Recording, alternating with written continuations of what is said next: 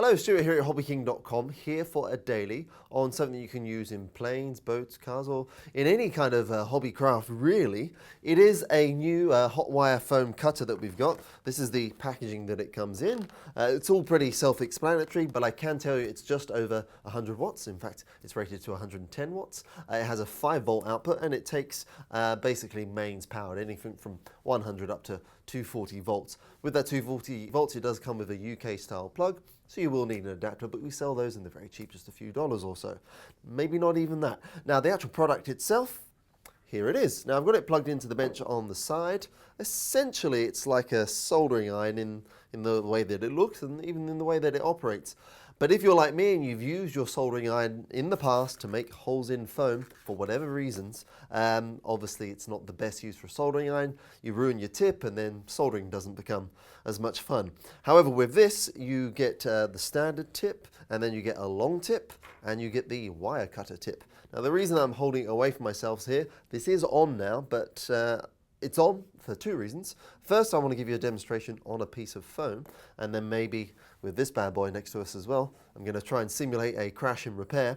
But also, I want to show that even with it turned on, you can still grip the piece and then pull that out. Obviously, you've got to be mindful that this is hot, so when you put that down, make sure it doesn't catch on anything flammable, and then you can just push the next bit in very, very easily. That will take just a few minutes to warm up. You'll notice that this one too, I'll try not to get too close, in fact I can use this, has a slightly hollowed tip at the end on this longer rod. And the longer rod is obviously very good for getting into those hard to reach places. The great thing is, unlike a soldering iron, it doesn't give off a great deal of heat around the circumference, if you like. It's more concentrated on the tip, so you can get right into a fuselage or into a wing and really, really root it out. And we'll give you through demonstrations in a minute. In fact, if this one's warm enough now, let's see what we can do. Is that okay? Well, that is working.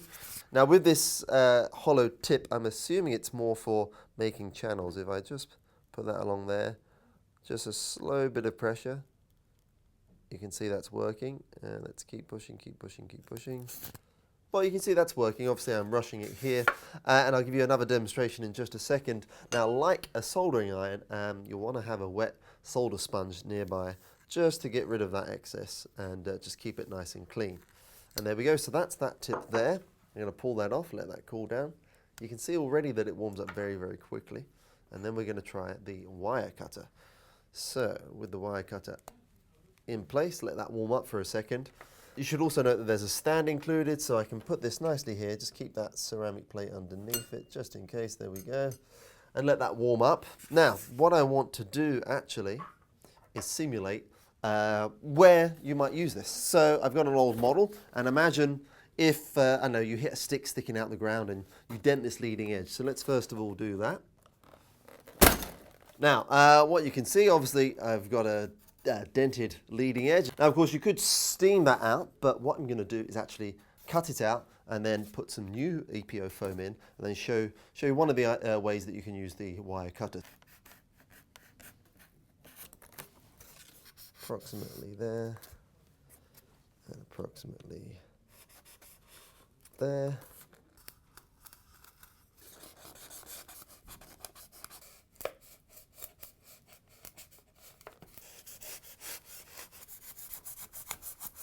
Okay, so we're back. What I've done, I've removed the offending piece of foam, the broken bit of the leading edge. You can see it's been removed from there.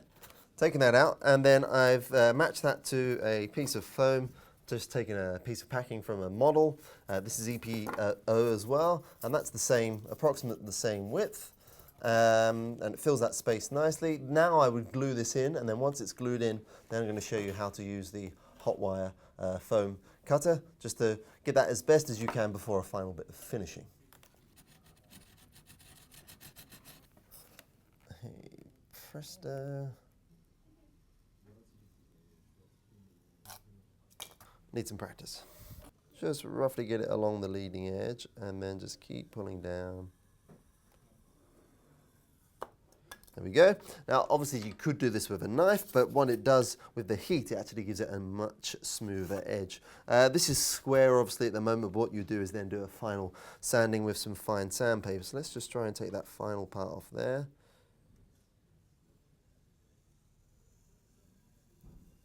Just keep pulling down, move, you can see it's smoking a bit. Try and move the wire up and down a bit. Get that off there. And then if I turn it over, let's see if we can repeat the final bit here. Again, nice steady hand. Try not to get the wire on the rest of the foam and just gently pull back, and you should see that that comes through okay. And let it ping back. Boom. All right, so put that on the stand next to the plate.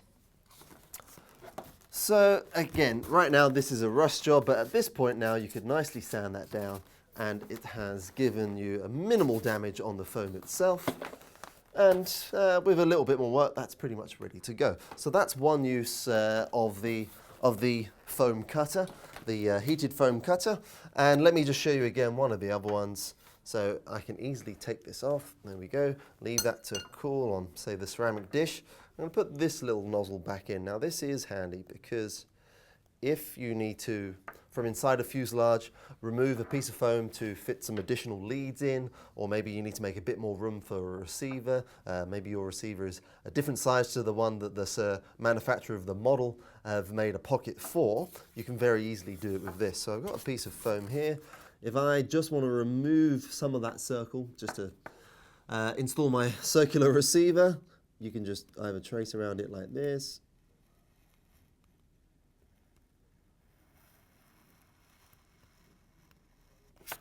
and then of course you can just rub out the middle if you like. However you want to do it, it's completely up to you. There's your own techniques. You can also, of course, if I can get that there, you can just do little holes and then cut it out later. But either way, what it means is removing foam is very, very easy. Let me just give you another demonstration there. You can do really nice, smooth holes, channels, whatever you need to do to remove foam from your model. And again, finally, just get the sponge, same kind of soldering sponge you'd get with any soldering iron. If you have a soldering iron, then you will have one of these sponges just to clean the tip, and off you go. And of course, once that tip is cooled down, you can give it a proper clean as well. So there you go. That is the foam cutter, or hot foam cutter, that we are now selling. Very worthwhile tool to have in the workshop. I've got a little bit of tidying up to do myself now because I've made a mess, and this is not a workshop. It is our office. So that was a super daily for this foam cutter, and I will see you, of course, for the next one. Don't forget to subscribe to our YouTube channel. Check out the link underneath this video for a link to this very cool and very handy hot foam cutter. And until next time, I'll see you then.